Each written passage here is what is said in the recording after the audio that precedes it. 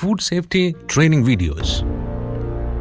Food safety program developed and distributed by Food Safety Solutions. Safe hands for food handlers. The information contained in this video is a guideline only. Food safety training for new employees, level 1. It's for the newly joined employee in the organization or employee who has not done the food safety training till date. Welcome everybody. My name is Saji Alexander. This training will be carried out in stages during the course of your employment. The first stage of training is level 1, which will be done today. It takes about 45 minutes to 1 hour and will be followed by close supervision. Food is one of the most basic pleasures in life, and what other applies necessaries brings more happiness than a good meal with friends and family.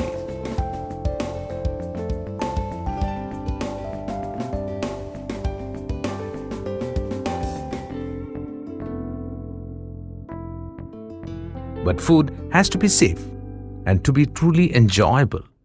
The following was developed to teach food workers like you the basic of food safety, what you need to know to keep you and your customers safe.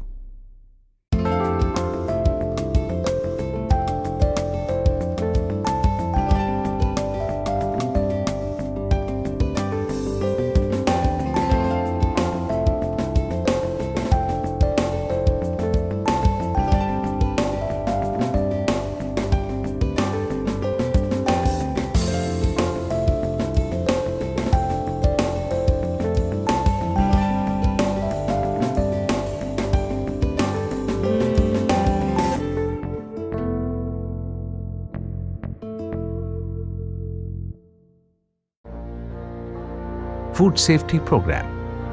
The goal of the Food Safety Program is to reduce the incidence of the foodborne illness. Foodborne illness is sometimes called food poisoning.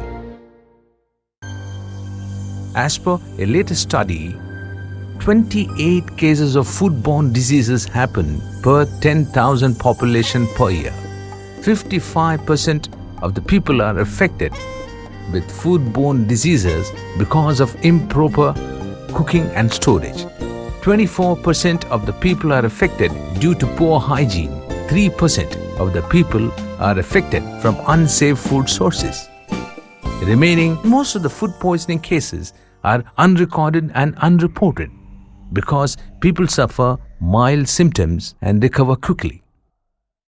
As outbreaks, a large amount of food is contaminated through mishandling during production, processing, transport, preparation, and storage. Let's see how, in the food premises, this goal is accomplished. It's by inspecting food premises by the food inspectors once or twice a year.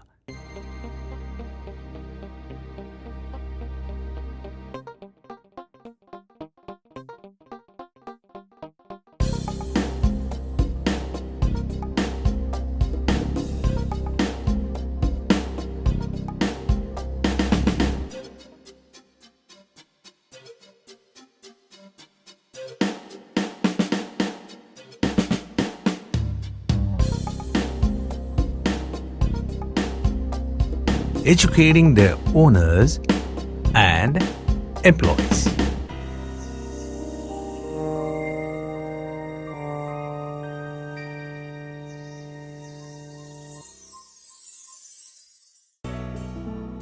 The topics covered in this level are food safety, its functions and side effects, handling food temperature as a best practice, danger zone temperatures, different sources food pass through to consume, purchasing, storage, cooking, serving, personal hygiene, that is hygiene practice and unhygienic practice, hand washing techniques, and when to wash hands.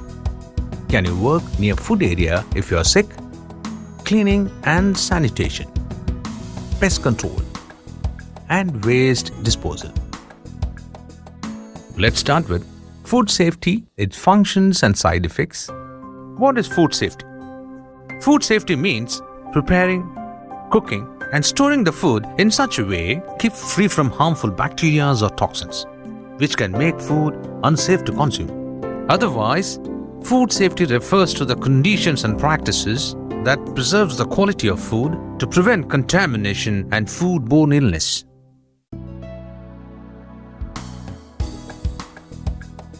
Food safety, its functions and side effects, how it functions.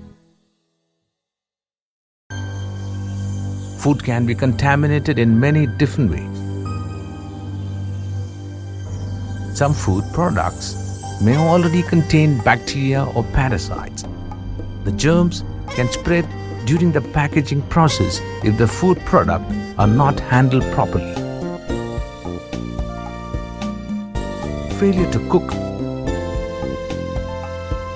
or store the food in the right way can cause further contamination. Properly handling and preparing food greatly reduces the risk of causing foodborne illness.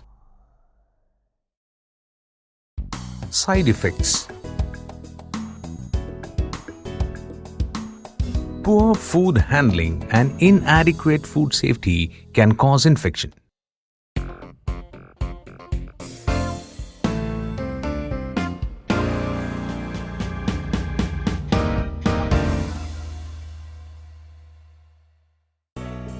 Symptoms of foodborne illness vary, but usually there are chances of illness like stomach cramps, headache, nausea, and vomiting or diarrhea.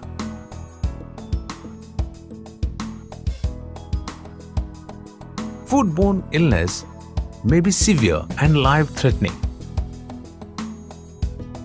especially in young children, older adults, pregnant women, and people with weakened immune system.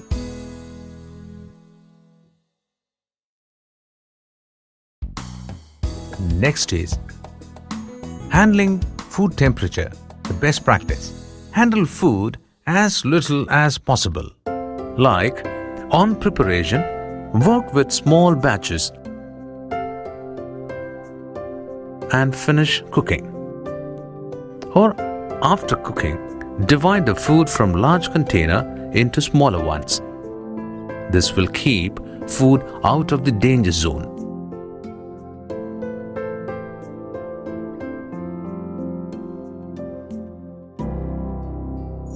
Because on temperature, most bacteria grow best around body temperature but will grow over a wide range of temperatures. 4 degrees Celsius or less, bacteria are not killed, but it is too cold for them to multiply. At 63 degrees Celsius or above, it is too hot for the bacteria to multiply. Store food correctly, such as store raw and cooked food separately.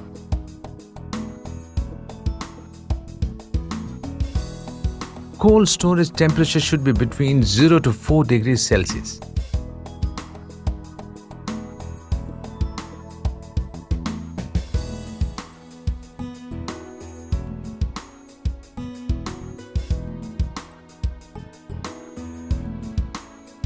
Frozen storage temperature should be below minus 18 degrees Celsius.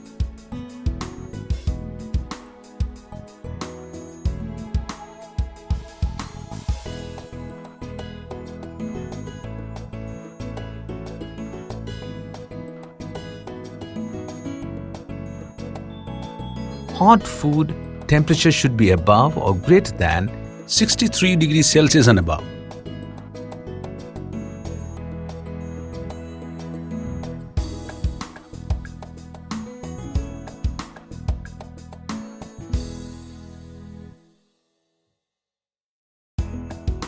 Next is danger zone. Let's see what is danger zone. The temperature danger zone is a range of temperatures between 4 and 60 degrees Celsius in which bacteria multiplies and other disease-causing microorganisms survive in this range. To avoid danger zone,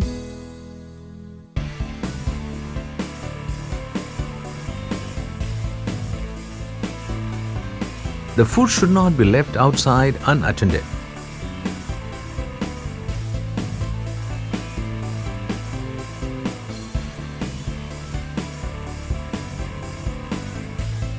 If the food stays on danger zone level for longer hours, it has to be discarded.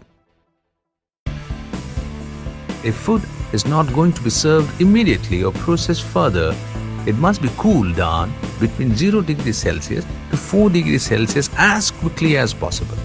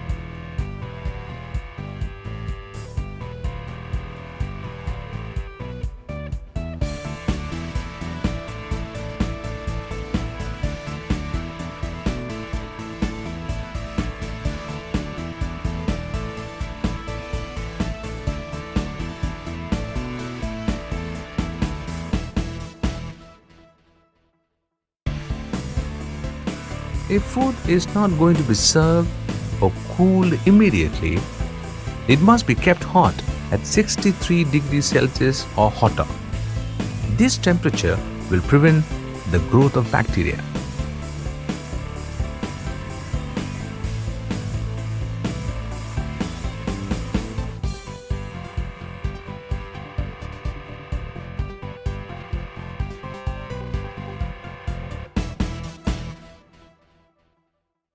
This is typically done in ovens, steam tables, holding pots or chafing pans.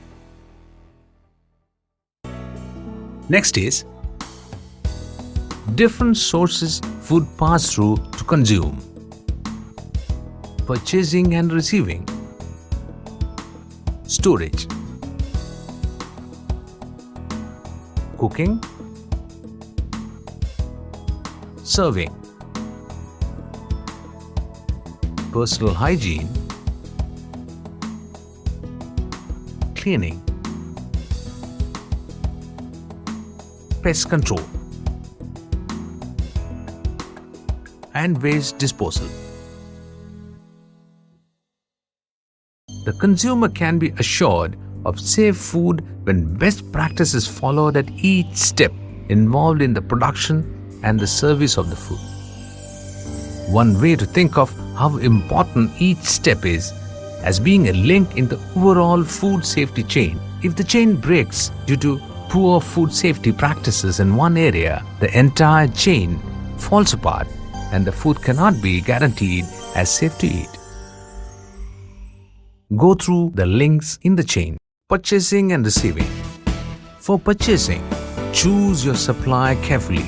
By choosing a reputable supplier, you are helping to ensure that the food is fresh, of good quality, and less likely to be contaminated or temperature abused.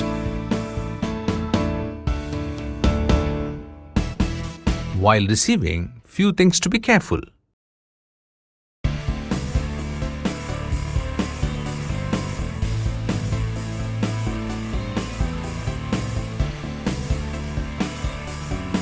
Check the temperature of delivered food. They must be the same temperature as your storage temperature. Use only grade A eggs, pasteurized milk products, and meat from inspected source. Check cans for dents and packages for leaks and tears. Check expiry or best before dates. Look for science and ensure that frozen food was and not thawed and refrozen. It means frozen product should be below minus 18 degrees Celsius while receiving it. It has to go straight to the freezer. Otherwise, if it's thawed, can't be refrozen again. Check product for signs of spoilage, insect and dirt. Check meat products for freshness, that is bright color, no odor. The second stage of food chain goes to storage. After delivery, the food items must be stored in the right area as soon as possible. Temperature control and the recording of temperature is important at this stage.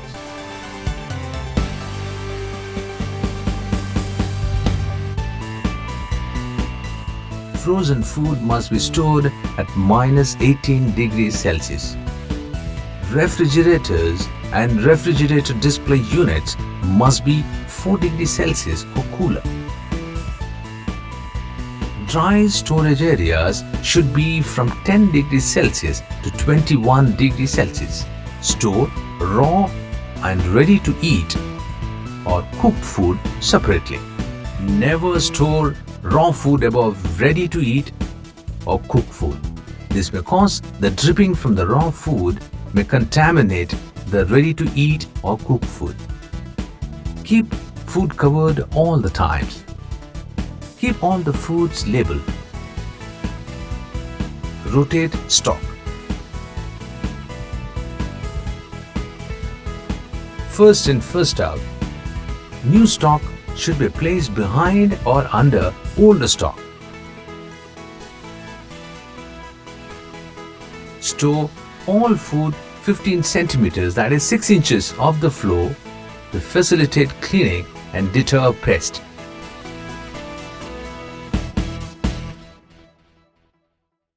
Next is cooking. Cooking takes food from refrigeration or freezer temperatures up through the danger zone to temperatures where bacteria are killed. The internal cooking temperature to remember for all foods except whole poultry is 75 degrees Celsius. Internal cooking temperature means the temperature inside the food, not the oven, grill or oil temperature. Use a calibrated probe thermometer and insert it into the thickness part of the food away from the bones.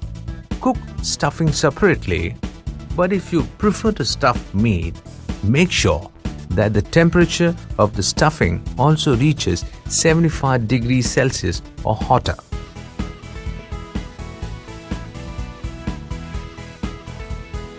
Cooking should be done in one continuous step with no partial pre-cooking.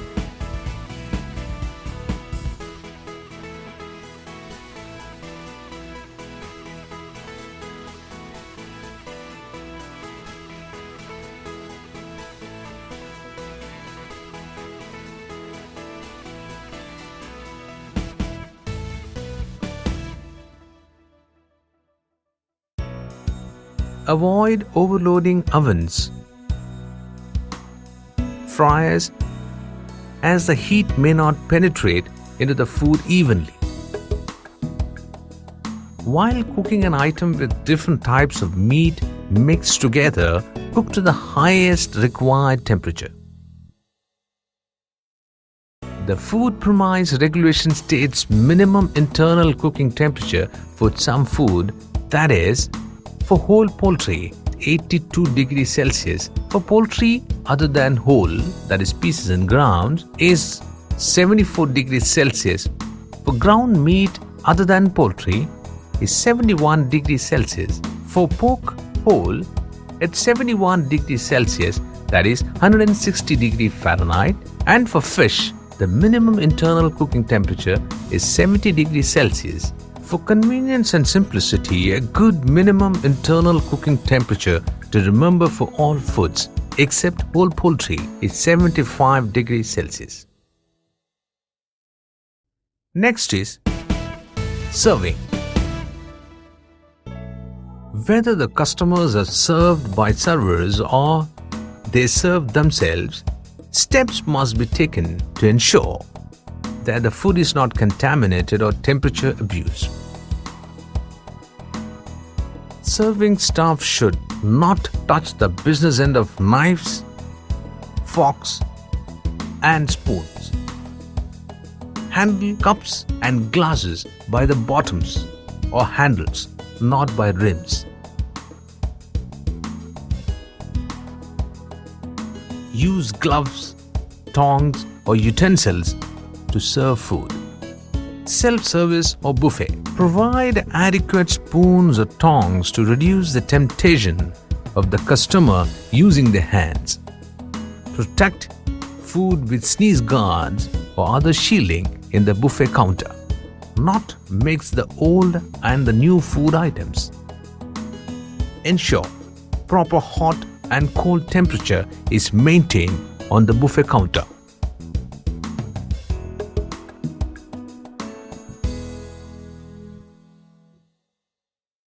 Next is personal hygiene as a good practice. Before working in a food environment, staff should ensure that they take all the necessary steps so that they personally do not put the food at risk. They should demonstrate high standard of personal hygiene, personal cleanliness and clean uniform. Food handlers should wear light-colored clothing which will show dirt more readily, which may contain microorganisms. Light colors will also deter a food handler from wiping their hands on their clothing, an act which could cause cross-contamination. When clothing is visibly dirty, it is time to change it. The food premises regulation requires food handlers to wear clean outer garments. Regular hand washing. Hands are easily contaminated. The pores, crevices and folds in skin trap dirt and therefore microorganisms and are difficult to clean. Short nails and no nail varnish, because normal washing does not get under the nail. Nail polish should not be worn because it can chip off and get into food, and it may discourage an individual from using a nail brush to scrub. Jewelry should not be worn because it can trap dirt, fall off, and get caught on an equipment. Always cover cuts and burns. Hair should be kept covered and tidy. Headgear such as hairnet or hat must be worn by all food handlers. The food premises regulation says that food handlers must wear headgear that confines the hair. Avoid excessive use of perfume, deodorants, aftershave, and makeup. Gloves for ready-to-eat food. Remember, disposable gloves can become contaminated just like bare hands. Therefore, gloves must be changed regularly and after each action, or else these may cause contamination.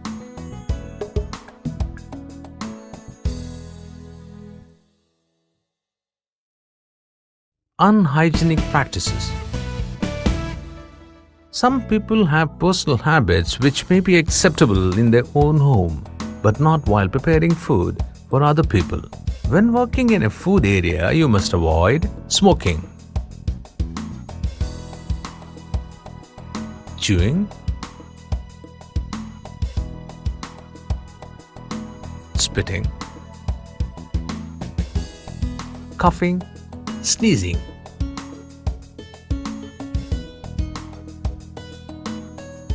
Tasting food with your finger. When tasting food, do it in such a way that microbes are not transferred from your mouth to the food. Include using a disposable spoon and throwing it out immediately. Handling food after touching your nose, skin, face and head.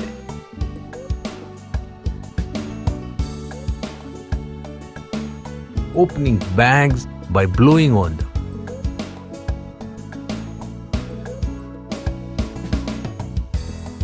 Not washing hands after using toilet. Hand washing after urinating or defecating is very important. You may be unaware that your hands are contaminated, as toilet paper is not an effective barrier and microorganisms can pass through it. A large portion of foodborne illness is spread through the fecal-oral route. This means that the organisms are found in the feces, and if spread to food and eaten, they can cause illness. Fecal spread of microorganisms can result in large outbreak of foodborne illness. Hand washing techniques. 6 steps. Hand washing is the single most important way to prevent the spread of diseases. Proper hand washing prevents the spread of microorganisms from one food to another, that is cross-contamination, and from your body to the food. The proper way of hand washing is: wet your hands with warm running water.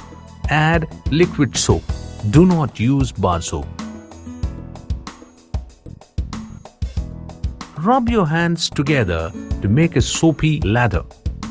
Do this away from the running water for at least 15 to 20 seconds.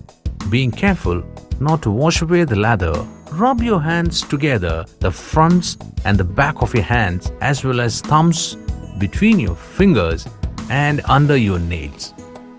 Rinse your hands under warm running water. Dry your hands with a clean paper towel. Turn off the tap with the paper towel. This is a place where most of them make mistakes. That is, people throw the paper towel in the bin and close the tap with bare hands. The tap should be closed with using the paper towel. Hand washing in the kitchen must be done in a separate designated hand washing sink. This is to prevent contamination of sink and food or utensils that may be washed in them. This hand washing sink must be located close to where the food handling is performed in order to encourage its use. Now let's see when to wash hands. Handling raw food. Touching hair, face, etc. Sneezing or coughing. Smoking or chewing gums. Eating or drinking. Cleaning. After handling money if at the counter. After going to the toilet or washroom. Next is, can you work near food area if you're sick? If you're working near food when you're sick, in particular if you have diarrhea or vomiting, you're putting the safety of food at risk. When you're ill, the body is producing and discharging even more pathogens than when they are healthy. People with symptoms such as diarrhea, vomiting, jaundice, persistent coughing or sneezing must not handle food or wash dishes. They must stay at home. Therefore, if you have diarrhea, then you must stay at home and you must not return to work until 48 hours after the diarrhea clears up. This is because while you may feel better, the microorganisms are still present in your body and could spread to the food. Do not work near open food and report to your supervisor if you are suffering from illness that affects the safety of food.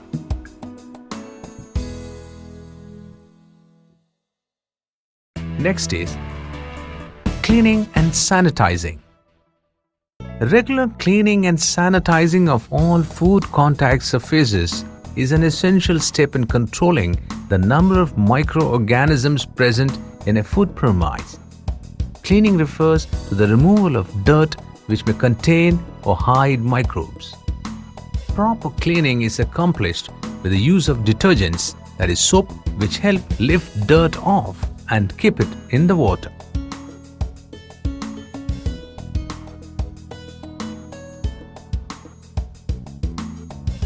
Damp wiping cloths provide the perfect place for the microorganisms to grow. Wiping with a dirty cloth just spreads bacteria around. launder them regularly and after they touch juices from raw meat. Sanitizing. Sanitizers are essential because they help to kill most of the organisms present. There are many different kinds of sanitizers available from many different manufacturers. The active ingredient in this sanitizer is usually one of the chemicals listed in the table, that is iodine, with a concentration of 25 parts per million and a water temperature of 24 degrees Celsius and a contact time of 45 seconds. Coming to chlorine, concentration of 100 parts per million with a water temperature of 24 degrees Celsius and a contact time of 45 seconds. One of the most readily available and cheapest sanitizer, which is the active ingredient, is bleach. To make a solution of 100 parts per million of chlorine, mix 10 ml, that is 2 teaspoons of bleach for every 4 liters of water. For chemical sanitizing, test strips must be available. Few points to be noted are: clean as you go. Kitchen staff must keep working areas and equipments clean and hygienic all the time. Proper method should be followed in the area of cleaning and sanitizing, as discard any food stuff or spoilage left on the work surface.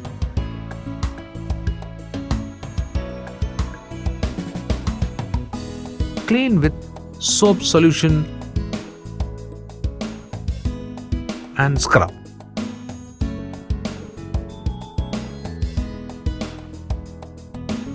Clean with lukewarm water. Then use a sanitizer in the proportion mentioned.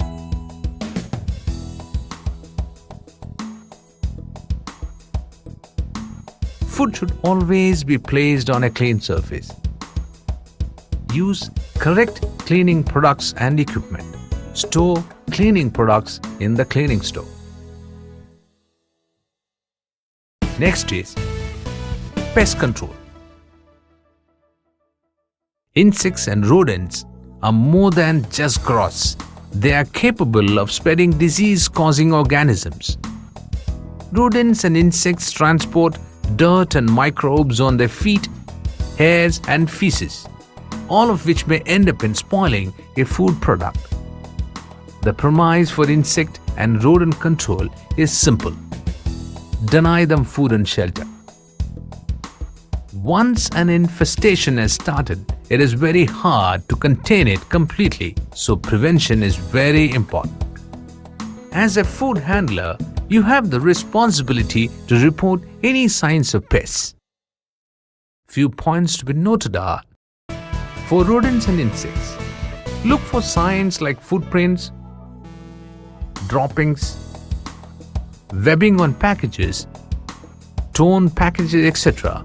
If you find any, report to the supervisor or in charge so that they can take immediate action. Screen doors and windows to keep flies out. Inform if you see holes in the premises. Check deliveries for infestations. Eliminate water and food sources. Fix leaky faucets and do not leave water in sinks or buckets. Rotate stock and use first in first out.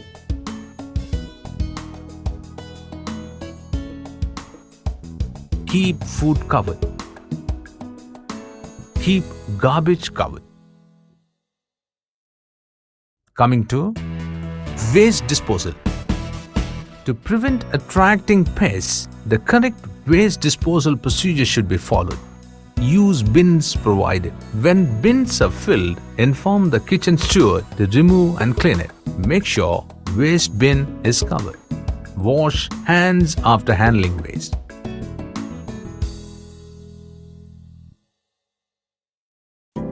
Let us revise what we have learned in today's session.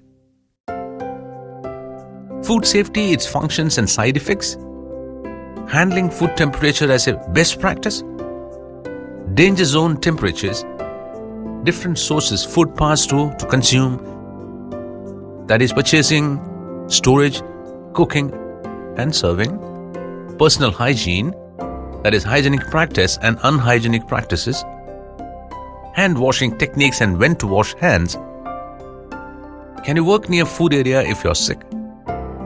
Cleaning and sanitation, pest control, and waste disposal.